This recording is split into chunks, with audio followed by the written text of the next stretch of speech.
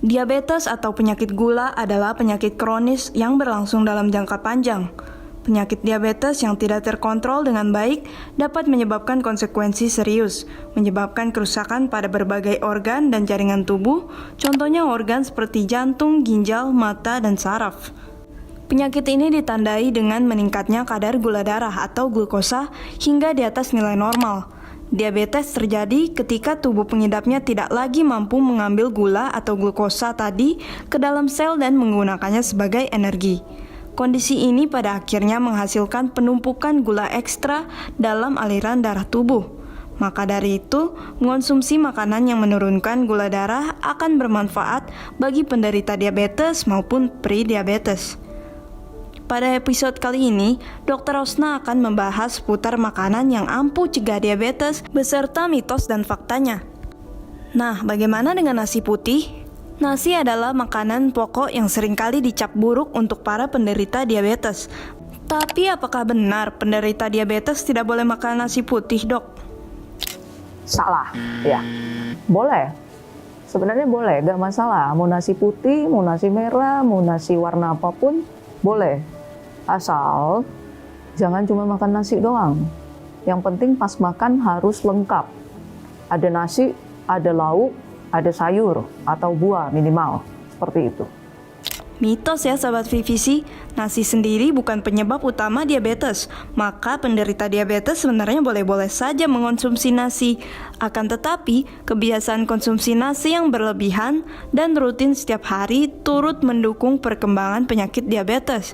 Kemudian, fakta atau mitos nih. Kacang-kacangan dapat mencegah diabetes. Mitos juga. Kenapa? Kacang-kacangan memang sehat, betul. Mineral tinggi, lemak baik tinggi, sumber protein, betul. Karbonya dikit, benar. Tapi kalorinya tinggi.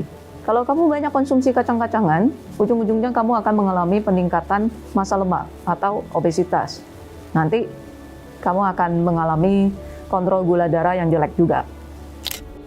Mitos. Kacang-kacangan memang punya manfaat untuk mengontrol gula darah hingga berat badan untuk mencegah diabetes. Akan tetapi, bahan makanan ini juga tinggi kalori. Agar berat badan Sobat VVC tetap terkontrol, coba padukan kacang tanah dengan makanan rendah kalori. Lalu, fakta atau mitos, sayuran yang pahit seperti pare bisa mencegah diabetes. Kalau mencegah, boleh, bisa. Karena kalau kita makan sayur, ya, terutama kalau dia pahit, biasanya senyawa flavonoidnya itu tinggi. Nah, dan itu sebenarnya bisa membantu kita mengontrol gula darah. Tapi harus diingat lagi, pola hidupmu yang lain ini juga mempengaruhi. Gak bisa kamu hanya ngandelin sayur pahit, terus dengan harapan saya makan sembarangan yang lain, terus gulamu tetap akan bagus. Itu gak mungkin. Wah, fakta loh. Jadi sayuran pahit seperti pare mengandung senyawa flavonoid yang berperan seperti insulin. Senyawa ini bisa membantu menurunkan kadar gula darah. Selanjutnya, fakta atau mitos, apel mencegah diabetes. Apel mencegah bisa, ya. Tapi itu juga tergantung bagaimana kamu mengkonsumsi apelnya. Dan lagi-lagi, berapa banyak apel yang kamu makan, bagaimana kamu cara mengkonsumsi apelnya. Karena apel itu, terutama di kulitnya, bagian yang berwarna, itu tinggi polifenolnya, flavonoidnya, yang juga bisa membantu badan kita mengatur gula darah kita. Tapi harus diingat, pola hidupmu yang lain, makanmu yang mesti benar, berat badanmu mesti ideal, jangan sampai masuk ke obesitas, dan kamu harus rajin olahraga. Kalau kita ngomongin jumlah jenis ya. Kalau jumlah, WHO menyarankan minimal sehari itu sayur dan buah itu 5 porsi. Satu porsi itu sekitar 100 gram. Kalau kita rata-ratakan, karena kurang lebih ya. Ada yang 80, ada yang 120, ada yang 100, kita rata-ratakan aja. Satu porsi atau satu mangkok kecil itu sekitar 100 gram. Sayur dan buah, minimal 5 porsi. Ya, jadi untuk kalau buahnya sendiri, kita bisa makan sehari 2-3 porsi. Maksimal banget adalah 5 porsi. Kenapa 5 porsi? Karena disarankan bisa sampai 10 porsi sehari. Tapi sayur dan buah yang berlebihan ternyata juga berdampak kesehatan yang tidak baik. Karena di buah itu fruktosanya tinggi. Kalau kamu terlalu banyak mengkonsumsi buah, nanti fruktosanya tinggi, nanti akan diubah, akan masuk ke jalur asam urat misalnya, akan masuk juga ke jalur trigliserid ya. Jadi bisa juga nanti mengakibatkan batu ginjal, itu juga bisa.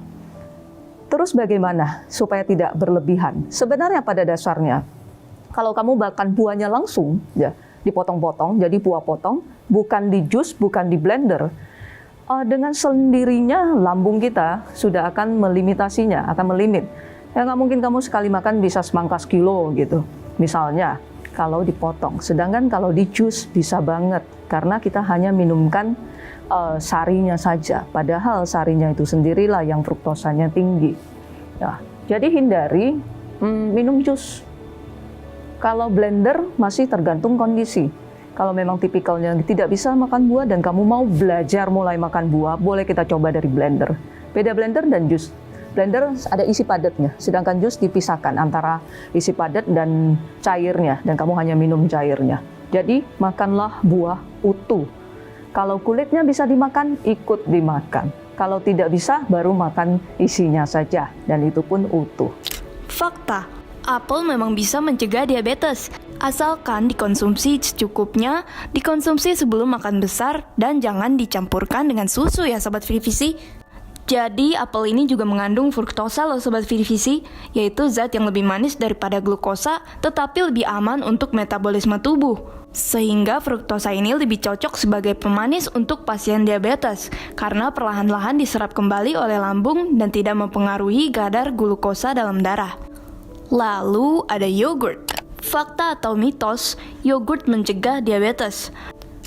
Yogurt asli bisa, karena probiotiknya baik. Probiotik menurut penelitian memang bisa membantu kerja insulin kita, menurunkan resistensi insulin, yang berarti kontrol gula darah di badan kita akan lebih baik. Masalahnya, yogurt yang beredar di pasaran seringkali sudah ditambahkan gula, ya, yang berasa. Yang berasa tuh biasanya ada tambahan gulanya. Nah, kalau kamu konsumsinya yogurt yang berasa dan ada tambahan gula, jatuhnya ini jadi salah. Fakta Sobat Vivisi, ternyata cemilan yang satu ini tak hanya lezat, tetapi juga direkomendasikan untuk mencegah diabetes loh. Yogurt bisa mengontrol gula darah, tetapi tetap hati-hati, karena beberapa yogurt di pasaran sudah ditambahkan pemanis buatan. Jadi perhatikanlah kandungan di kemasan yogurt, dan hindari yogurt dengan pemanis tambahan. Kemudian fakta atau mitos, kayu manis mencegah diabetes? Ya, kalau kayu manis, cinnamon itu memang membantu menurunkan gula darah. Ya, itu bagus untuk mereka yang memang ada diabetes atau pre-diabetes. Boleh mulai minum bubuk kayu manis, itu bisa dilakukan. Tapi harus ingat, harus selalu dibarengin dengan pola hidup yang baik. Kalau ini sih memang sudah tidak diragukan lagi ya Sobat Vivisi. Fakta, kayu manis memang dapat menurunkan kadar gula darah dengan menurunkan jumlah glukosa atau gula yang masuk ke dalam darah setelah makan dengan memperlambat proses dicernanya karbohidrat. Berikutnya, fakta atau mitos, mengkudu bisa mencegah diabetes? Bisa juga mengkudu, ya, karena memang tadi flavonoidnya, polifenolnya memang tinggi. Ya, itu bisa dicoba. Tapi juga kalau sudah gula darahnya sedikit berlebih atau sudah diresepkan obat sama dokter, jangan juga semata-mata itu menggantikan obatnya. Tidak seperti itu. Itu harus jalan bareng. Ya, nanti kalau memang gulanya semakin terkontrol, baru dikonsulkan lagi ke dokternya apakah obatnya perlu diturunkan dosisnya atau bagaimana. Dan lagi-lagi harus diingat bahwa jangan pernah hanya mengandalkan satu hal untuk suatu masalah yang cukup besar. Fakta. Wah, jadi mengkudu memang dapat mencegah diabetes ya Sobat Vivisi, karena mengandung zat antioksidan yang tinggi. Salah satunya adalah senyawa flavonoid yang membantu menjaga kadar gula darah loh. Demikian mengenai makanan untuk mencegah diabetes mellitus dengan saya Dr. Rosna Pinontoan, MGZ SPGK. Terima kasih.